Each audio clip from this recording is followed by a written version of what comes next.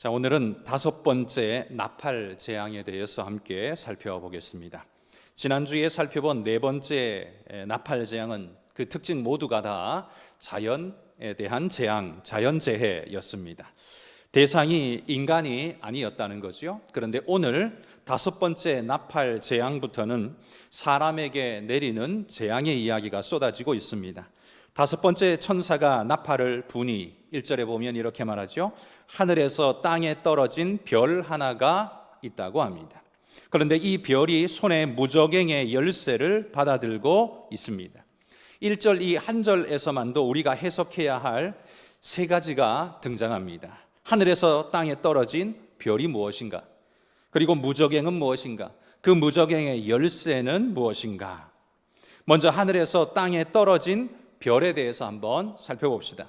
하늘에서 땅에 떨어진 별이 무저갱의 열쇠를 받아 무저갱을 열었다라고 말하는 걸로 봐서 이 별은 하늘의 천체의 별을 말하고 있는 게 아니라는 걸 우리가 알 수 있죠. 이는 인격적 존재라는 걸 우리가 알 수 있습니다.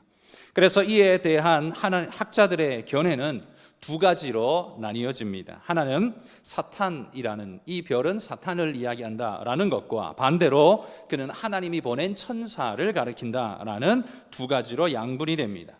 먼저 사탄이라고 주장하는 이들의 생각을 한번 살펴봅시다. 그들은 땅에 떨어지다라는 이 단어에 주목하면서 이게 바로 성경에 이야기하고 있는 사탄을 표현할 때 쓰고 있는 그 단어와 유사하다라는 거죠. 이사야서 14장 12절에 보면 이렇게 말합니다. 너 아침의 아들 계명성이여 어찌 그리 하늘에서 떨어졌으며 너 열국을 엎은 자여 어찌 그리 땅에 찍혔는고. 이사야가 예언한 사탄이 하늘에서 떨어짐을 나타낸다라고 생각하는 이 구절에서 똑같이 떨어진다라는 같은 단어를 쓰고 있다는 거죠. 또한 주님께서 70인 전도대가 돌아와서 보고할 때에 하신 말씀을 보면 누가복음 10장 18절에 이렇게 말씀합니다. 예수께서 이르시되 사탄이 하늘로부터 번개같이 떨어지는 것을 내가 보았노라. 여기서도 똑같이 떨어진다라는 단어를 쓰고 있습니다. 그러므로 하늘에서 땅에 떨어진 별이라는 건 이건 바로 사탄을 이야기하는 것이다 라고 이렇게 해석한다는 거죠. 그런데 이렇게 해석을 하면 또 다른 의문이 생깁니다. 뭐냐 하면 그가 무저갱의 열쇠를 받았다라고 하는데 그러면 하나님께서 이 권능의 열쇠를 사탄에게 인계하셨다는 말인가? 라는 의문이 생기게 되죠. 열어주셨다라고 말하면 이게 말이 되는 이야기지만 권능의 상징인 이 열쇠를 사탄에게 주셨다라고 말하는 건 이건 너무나 과도한 해석이 아닐 수 없다는 거죠. 그래서 이 하늘에서 떨어진 별이라는 건 사탄을 말하기보다는 하나님의 천사를 가리킨다라고 보는 것이 더 타당하다라고 이렇게 생각하는 주장하는 이들이 있습니다. 왜냐하면 하늘에서 떨어진 별, 그가 무저갱의 열쇠를 가졌는데 이와 비슷한 단어, 비슷한 문구가 계시록 20장 1절에도 똑같이 또 나오기 때문입니다.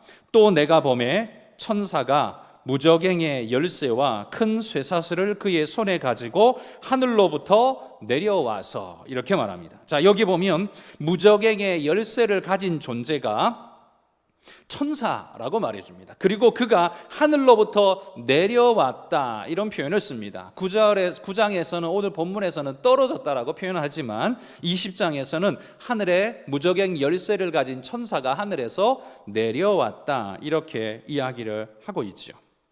저 개인적으로는 이 무저갱에 갇혀 있어야 할 사탄에게 열쇠를 넘겨줬다라고 말하는 건 그거는 불합리한 해석이라고 생각됩니다. 오히려 하나님의 명을 받은 천사가 열쇠를 받아가지고 와서 무저갱을 이 열쇠로 열어주었다라는 말이 훨씬 더 자연스러운 해석이라는 거죠. 자, 그러면 여기 열쇠로 가두어 두었다는 그러면 무저갱은 무엇인가라는 겁니다.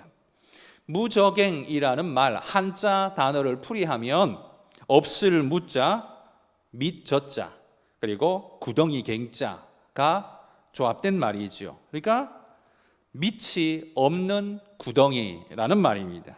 이건 마귀가 벌을 받아 한번 떨어지면 영원히 나올 수 없는, 끝도 없이 계속 떨어지어 감금되어 있는 구덩이를 말하는 겁니다. 신약에서도 무저갱에 대한 표현을 우리가 볼 수 있습니다. 예수님도 말씀하셨는데요. 누가복음 8장 31절에 보면 주님이 이렇게 말씀하십니다. 무저갱으로 들어가라 하지 마시기를 간구하더니.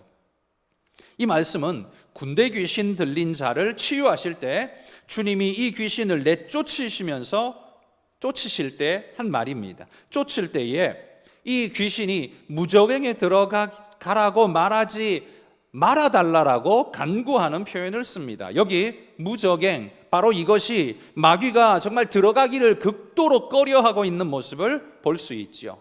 왜냐? 이곳이야말로 귀신들을 가두어두는, 이 마귀를 가두어두는 곳이라는 의미로 지금 쓰이고 있음을 우리가 발견할 수 있는 겁니다. 무저갱은 바로 그런 곳이라는 거죠.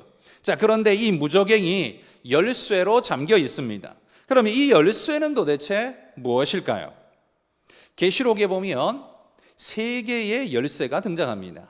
첫 번째는 계시록 1장 18절에 나옵니다. 곧 살아있는 자라 내가 전에 죽었었노라. 볼지어다 이제 세세토록 살아있어 사망과 음부의 열쇠를 가졌노니. 이걸 누가 가졌습니까? 주님이 가졌는데 사망과 음부의 열쇠라고 말합니다. 이게 계시록이 말하는 첫 번째 열쇠이고요. 두 번째는 계시록 3장 7절에 나옵니다. 빌라델비아 교회의 사자에게 편지하라. 거룩하고 진실하사 다윗의 열쇠를 가지시니 곧 열면 닫을 사람이 없고 닫으면 열 사람이 없는 그가 이르시되. 자, 여기 보면 다윗의 열쇠라고 이야기하면서 두 번째 열쇠가 나오죠. 세 번째 열쇠는 오늘 본문 9장이 말하고 있는 이 무저갱의 열쇠입니다.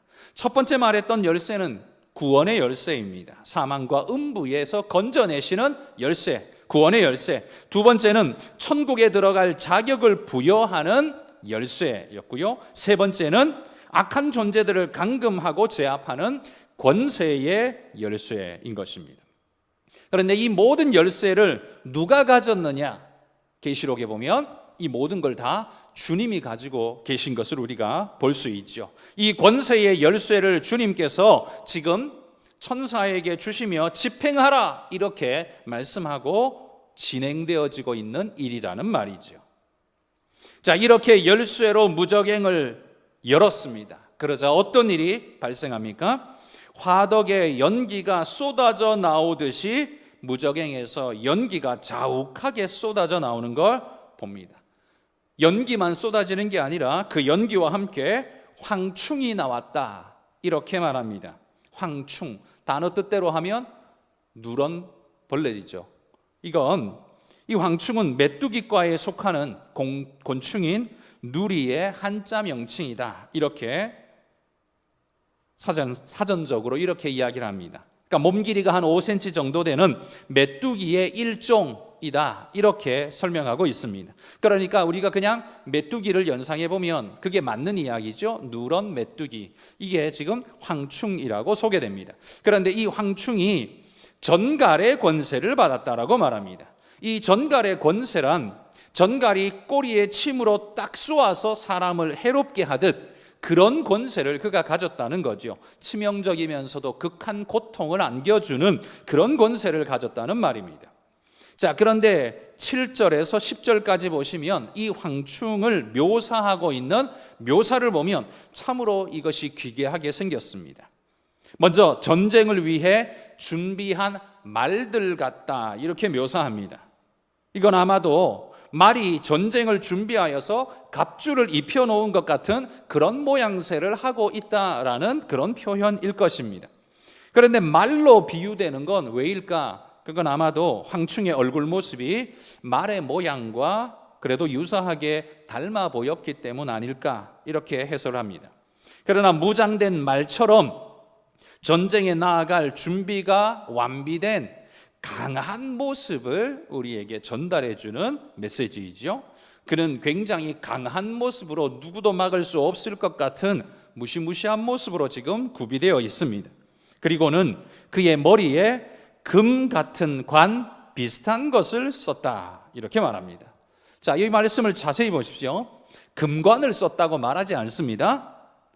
금 같은 관 비슷한 것을 썼다. 말도 참 어렵게 몇 번을 꼬아놓은 것 같습니다. 이게 뭔가, 이 황충이 뭔가를 썼어요.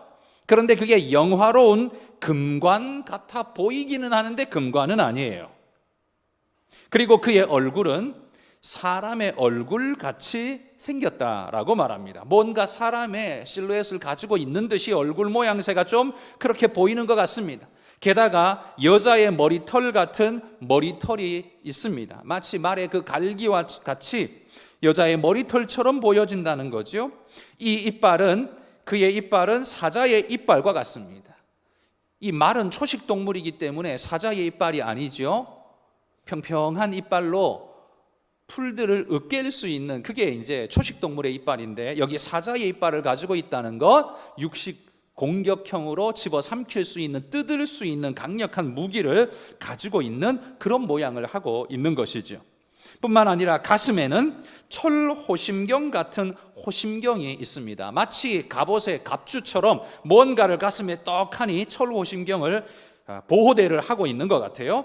그리고 그 날개의 소리는 병거와 많은 말들이 전쟁터로 달려들어가는 소리 같아 보입니다. 굉장히 웅장하고 두려움을 자아내는, 듣기만 해도 오금이 저린 그런 소리를 만들어내는 것 같습니다. 그리고 전갈 같은 꼬리에 쏘는 살이 있다, 이렇게 표현합니다. 자, 이 모든 걸 조합해 보면 이게 어떤 모습입니까? 한마디로 말해 굉장히 두렵고 강한 모습을 우리에게 보여줍니다. 그런데 그 모양이 기괴한 모습을 띠고 있습니다. 자, 왜 이런 모습으로 등장하는 것일까요? 그건 아마도 세상 사람들을, 모든 자들을 제압할 만한 대적 불능 같은 강한 모습을 나타내고자 하는 그런 의도라고 보여집니다. 그런데 그뿐만 아니라 우리가 곰곰이 한번 생각해 볼 만한 것이, 여러분, 하나님의 보좌 주변에 네 생물이 있었던 것을 기억하시죠? 네 생물이 하나님 보좌 주변에 있었습니다. 그런데 그들의 생김새도 기괴한 모습이었습니다. 얼굴이 사자 같고 독수리 같고 사람 얼굴 같고 이런 기괴한 모습을 나타내고 있었고, 6개의 날개로 날고 있었습니다. 우리가 발견할 수 있는 이 생태계의 지상의 어떤 존재물이 아니라는 걸 분명히 보여줬었죠. 근데 마치 그것처럼 이 마귀에게도 졸개가 있는데, 이 졸개가 이 네 생물처럼 대단히 강하고 뭔가 대단한 무기를 가지고 있는 것 같아 보이게 우리에게 메시지를 주고 있습니다. 그러니까 한마디로 말해 이거지요. 하나님에게 네 생물의 천사가 있었다면 사탄에게는 황충이 있다, 하나님을 대적할 만한 이런 군대가 있다, 마치 이런 것처럼 우리에게 뭔가를 어필하고 있는 그런 모습을 보게 한다는 거죠. 사탄이 의도한 바가 그것 아닐까요? 하나님에게만이 아니라 내게도 이런 무시무시한 군대가 있다, 뭐 이런 걸 드러내고자 하는 그런 의도가 아닐까, 이런 생각을 한번 해보게 됩니다. 자, 그러나 이 황충이 행하는 것이 무엇인지 보십시오. 모두가 다 악한 것들 뿐입니다. 9절 끝에 보시면 황충에게서 나오는 소리는 전쟁터로 달려들어가는 소리 같다라고 말합니다. 다시 말해서 죽음의 소리이죠. 그런데 여러분, 하나님의 보좌 옆에 있던 생물에게서 나는 소리는 무엇이었는지 기억나십니까? 계시록 4장 8절에 이렇게 말했습니다. 네 생물은 각각 6날개를 가졌고 그 안과 주위에는 눈들이 가득하더라. 그들이 밤낮 쉬지 않고 이르기를 거룩하다 거룩하다 거룩하다 주 하나님 곧 전능하신 이여, 전에도 계셨고 이제도 계시고 장차 오실 이시라 하고. 자, 여기 보면 네 생물에게서 나는 소리는 뭐였냐 하면 찬송의 소리였습니다. 그런데 지금 황충에게서 나는 소리는 뭡니까? 전쟁의 소리, 곧 죽음의 소리를 뿜어내면서 주변의 모든 자들을 두려움 속에 몰아넣고 있는 그런 광경을 보게 되지요. 그뿐만 아니라 7절에 보시면 그 머리에 금 같은 관 비슷한 것을 썼다, 이렇게 말합니다. 금관을 쓴 게 아니에요. 금 같은 관, 그것도 비슷한 것을 썼어요. 뭐라고 표현하기가 되게 어려워서 요한은 이렇게 지금 표현하고 있는 것 같습니다. 그런데 이것과 상반되게 하나님의 보좌 옆에 있었던 24장로들은 뭘 쓰고 있었다라고 말씀했는가 보면 계시록 4장 4절 말씀을 봅시다.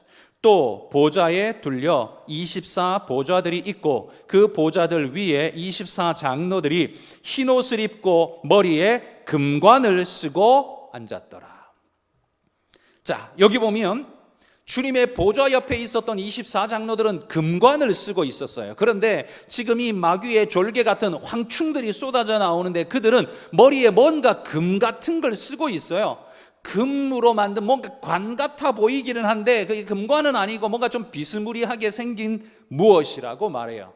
그러니까 지금 하나님과 하나님의 보좌에 있는 존재들과 사탄과 사탄 옆에 있는 졸개들이 마치 뭔가 비슷한 흉내를 내고 있는 것 같은 모습을 우리가 계속적으로 읽어보게 됩니다.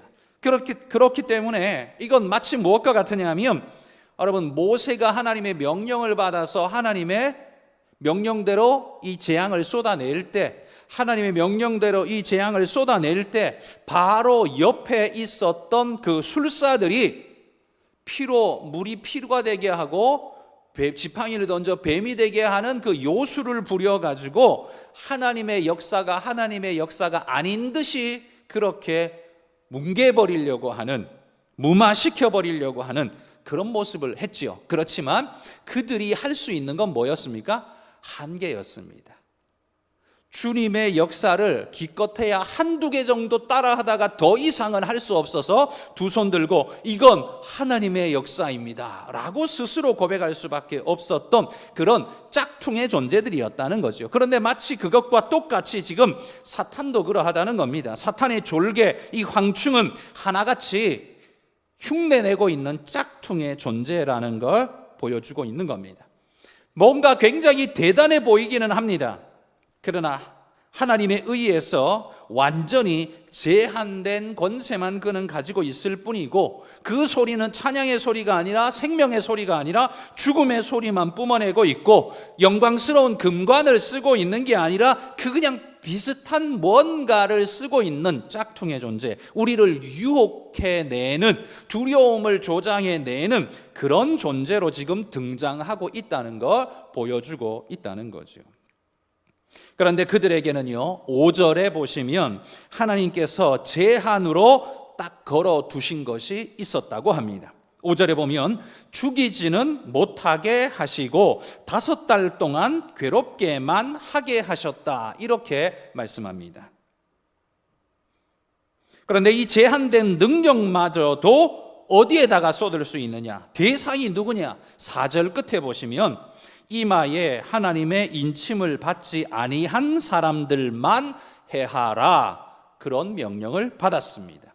그들이 해할 수 있는 대상은 하나님의 인침을 받지 않은 존재들, 그러니까 하나님의 구속함 덧입지 못한 그런 하나님의 대적의 존재들, 그들 하나님의 심판의 대상들에게만 영향력을 행사할 수 있게 하셨다라는 거지요.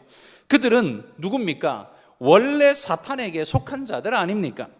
그러니까 보십시오. 이들은 사탄에게 속하여 실컷 이용만 당하다가 결국은 사탄에 의해서 또 해함을 당하고 있는 자가 되고 마는 것을 보십시오. 이 얼마나 비참한 일입니까? 사탄과 결탁하여서 세상의 권세를 쥐고 모든 물질을 얻고 권세를 얻은 것 같지만, 그래서 모든 쾌락을 다 누린 자 같지만 결국 모든 심판과 죽음의 문이 그들을 향해서 열려 있는 겁니다. 그들은 피할 수도 도망갈 수도 어찌할 수도 없는 상태에 떨어집니다. 누구에게 그 고통을 받습니까?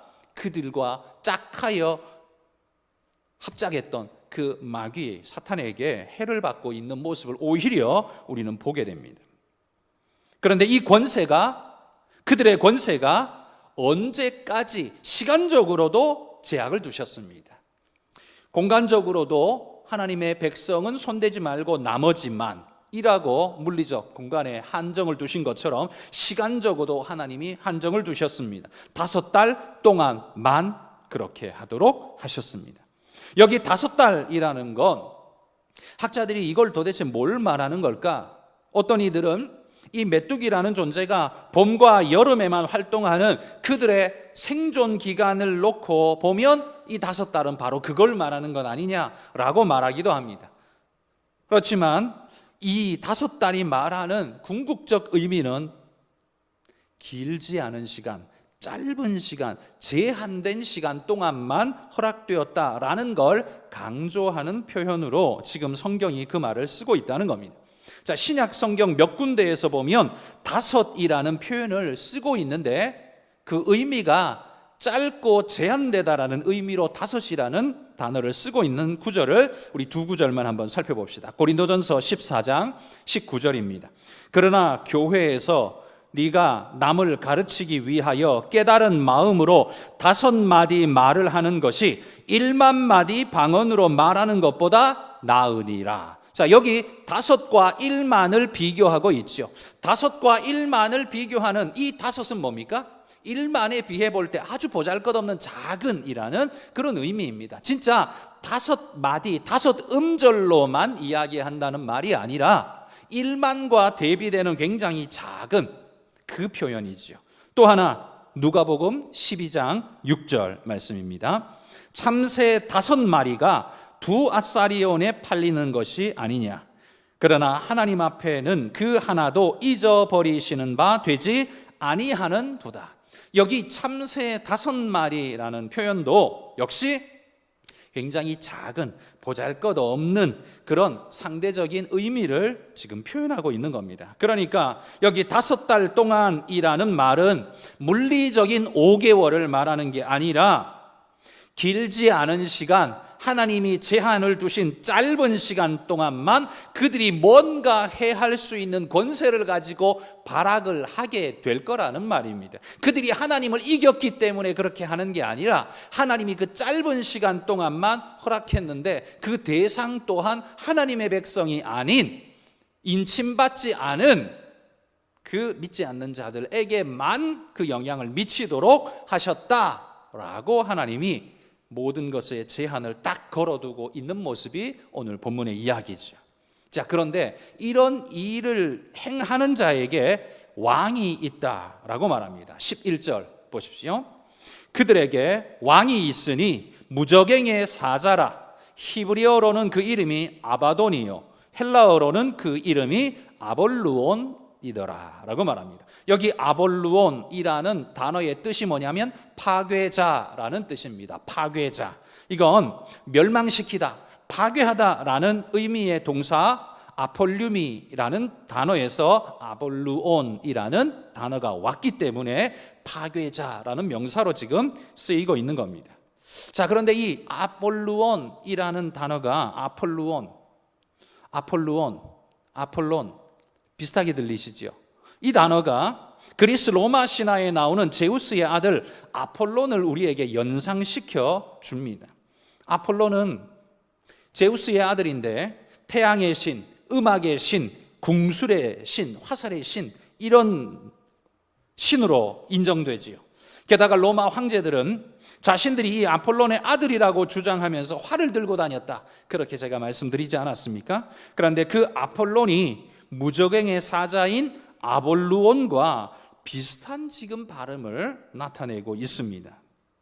이건 로마 황제에 의해 심각하게 핍박과 환난을 경험하던 그리스도인들에게는 이 로마의 황제야말로 무적행의 사자 사탄이 아닌가라는 생각을 하게 하기에 충분했다라는 거죠. 그래서 로마 황제를 우리는 적그리스도라고 이렇게 이야기를 종종 자주 하게 되죠. 그러나 성경은 딱 거기까지만 이야기하고 그가 그냐라는 말에는 아무 말을 하고 있지 않습니다. 로마 황제가 정말 적그리스도, 그냥 사탄을 나타내는 그의 존재이든 아니든 어찌되었든 이 짧은 시간, 이들은 짧은 시간, 하나님이 허락하신 시간 밖에는 더 이상의 권세가 없다라는 사실을 지금 강조해 주는 거죠. 그러므로 그 당시 시대에 로마 황제에게 극심한 고통과 아픔 속에 고통당하던 그들에게는 이것이 얼마나 큰 위로와 큰 긍휼의 말씀으로 그들에게 다가갔는지 여러분 우리가 충분히 생각해 볼 수 있으실 겁니다. 뿐만 아니라 오늘을 살아가고 있는 우리 그리스도인들에게도 이 말씀이 얼마나 위로되는 말씀인지 모릅니다. 그들이 아무리 강력한 힘을 가지고 있어도 그들은 짝퉁일 뿐이고, 또 하나 하나님께서 보호하신 당신의 백성들은 손댈 수 없도록 하나님이 보호하실 뿐만 아니라, 그러나 그들의 역사의 시간은 단 5달, 제한된 시간에 그친다라는 사실. 그러므로 우리가 오늘 이 힘들고 어려운 시간을 만난다 할지라도, 고통스럽고 죽음을 목전에 둔 우리 자신들의 현실 속에 있다 할지라도 이 믿음 잃어버리지 말고 굳건하게 붙잡고 이겨내라라는 하나님의 말씀이라는 거죠.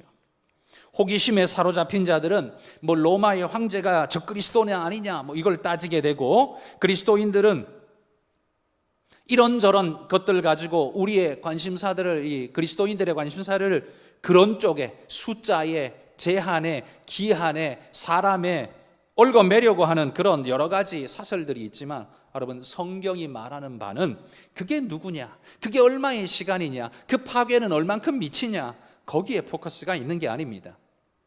그들에게는 하나님이 정하신 한계 속에 있을 뿐이며, 그들은 결국 하나님의 심판에 떨어질 것이며, 그들은 아무것도 아닌 짝퉁일 뿐이다. 결국 그게 하나님이 하고 싶은 말씀이에요. 그러니 우리는 그 신천지가 이야기하는 것처럼 그게 뭐냐, 그게 어디냐, 그게 얼만큼이냐 이런 걸 굳이 거기에 목매시면 오히려 우리가 엉뚱한 데 쑥 빠져들어가 버릴 공산이 커지는 겁니다. 우리의 시각을 흐트러뜨릴 수 있는 요소가 생긴다는 거예요. 성경이 진짜 말하고 있는 핵심이 뭐냐를 보십시오. 그 핵심은 그게 몇 시간이냐, 그게 얼만큼이냐, 그게 얼만큼 영향을 미치냐, 그게 도대체 누구냐, 알면 뭐합니까? 그건 지정된 한 사람이 아니라 그런 역할을 하는 모든 자를 말하기 때문에 굳이 그게 나폴레옹이다, 그게 로마의 황제다, 굳이 그걸 알 필요는 딱히 없다는 말입니다.